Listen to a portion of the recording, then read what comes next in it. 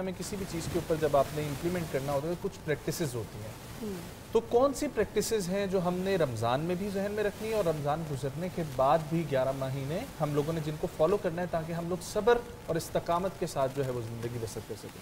बहुत अच्छा क्वेश्चन आपने किया। मैं यहाँ पे सूरह इन्फाल आयत नंबर 100 से इसका इस्तेफ़ादा करना चाहूँगा। मालिक इल्म यज़ल ने इरशाद फरमाया कि मैं सब्र करने वालों को महबूब रखता हूँ। अब ये सब्र ज़िंदगी के अंदर इसका मुकम्मल इम्प्लीमेंट कैसे होगा, ये कैसे आएगा, जो आपका सवाल है उसकी तरफ बढ़ता हूँ। तो सबसे पहले ये है कि तकब्बर को अपने अंदर से निकालना होगा, इज़्ज़ और इनकिसारी इख्तियार करनी होगी। क्योंकि डेफिनेटली जब तकब्बर इंसान को होता है वो ये चाहता है कि मैं इससे बदला भी लूँ। और यहाँ पे एक हदीस कोट करना चाहूँगा। लजपाल आका अलैहिस्सलातु वस्सलाम हजूर सरवर कौनैन सल्लल्लाहु अलैहि वसल्लम मौजूद हैं। तो लजपाल आका अलैहिस्सलातु वस्सलाम ने इरशाद फरमाया, मेरे सहाबा तुम में से बहादुर और पहलवान कौन है? अर्ज़ करने लगे, या रसूलुल्लाह सल्लल्लाहु अलैहि वसल्लम फिदा का अबी व उम्मी, या रसूलुल्लाह हमारे माँ बाप आप पे कुर्बान। और वो पहलवान जो ताकत रखता हो, जो अखाड़े के अंदर लड़ने वाला हो, वो पहलवान है। तो मेरे मुस्तफ़ा करीम ने इरशाद फरमाया, मेरे नज़दीक पहलवान वो है जो अपने गुस्से को पी जाए और सब्र से काम ले। यानी गुस्सा आए हुए हो लेकिन उसके बावजूद भी वो अपने गुस्से को पी जाए। और इसी तरह लजपाल आका अलैहिस्सलाम की तालीमात से हमें ये भी एक मिलता है कि जब इंसान इज़्ज़ और इनकिसारी इख्तियार कर लेता है, तकब्बर को छोड़ देता है और अपने से अदना वाले को देखता है, तो वो तकब्बर से भी बच जाता है और सब्र भी उसके अंदर आ जाता है। अब यहाँ पे सब्र की एक डेफिनेशन जो है, देखें, एक बंदा सब्र करता है लेकिन उसका वेला भी करता है, और जी मेरे साथ बड़ा जुल्म हुआ, हालांकि मैंने सब्र कर लिया, लेकिन वो लोगों को बताता फिरता है, इस सब्र को उसको सवाब नहीं मिलेगा।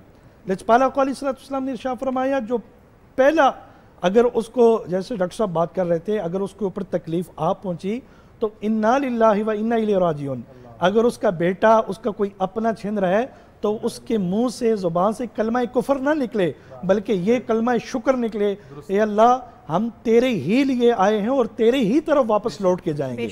अब देखें, हमारे आज माशरे सोसाइटी के अंदर जब किसी के घर में जनाजा हो जाता है, फौतगी हो जाती है, तो उस वक्त कलमा कुफरिया, जो कलमा कुफर ज़ुबान से निकालते हैं, अल्लाह हमारा ही बेटे को लेना था, तो इस तरह के अल्फाज सुनने को मिलते हैं। तो उस वक्त कहना ये चाहिए था कि अल्लाह कुल इन्ना सलाती व नुसुकी व महयाया व ममाती लिल्लाहि रब्बिल आलमीन, अल्लाह हमारा सब कुछ तेरे लिए है।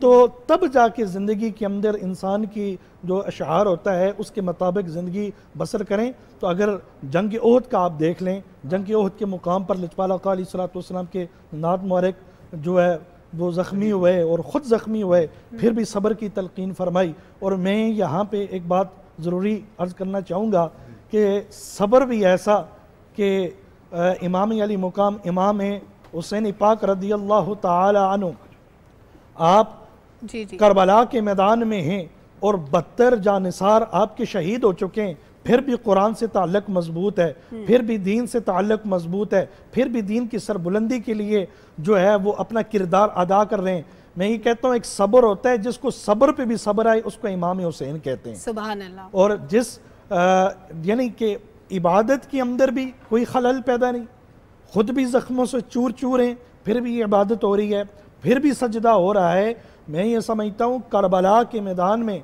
सब्र का वो पैगाम इमाम अली मुकाम और हज़रत मौला अली करमुल्लाह वजहुल करीम के शहजादों ने और सैयदा कायनात के लख्त जिगर ने जो दिया, रहती दुनिया तक उसकी कोई मिसाल नहीं मिलती।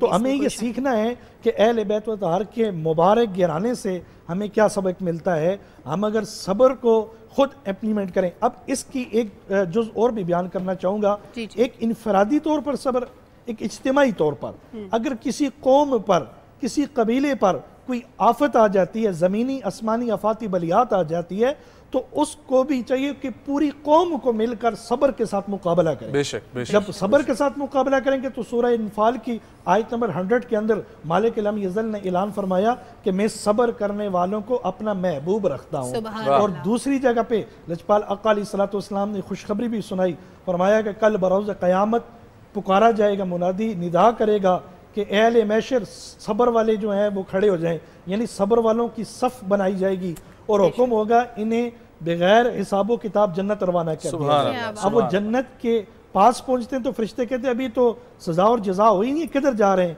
कहें कि हम सब्र वाले हैं, तो वो फरिश्ते भी कहेंगे सब्र वालों के लिए अल्लाह ने जन्नत इनाम रखी। सुभान अल्लाह, कितनी खूबसूरत एग्जाम्पल आपने गोड की अलामा साहब, और बहुत सी नवीदें सुनाई गई हैं उन लोगों के लिए जो सब्र करते हैं। लेकिन एक कंडीशन का अलामा साहब ने जिक्र किया, मैं चाहूँगी डॉक्टर साहब आप उस पर रोशनी डालें, कि जब कोई मुसीबत हम पे आती है, हमारा कोई प्यारा दुनिया से चला जाता है, बाद में तो सब्र आ गया, वो तो अल्लाह की देन था, लेकिन उस वक्त सब्र करना, वो सब्र का मादा शायद हमारे अंदर नहीं होता।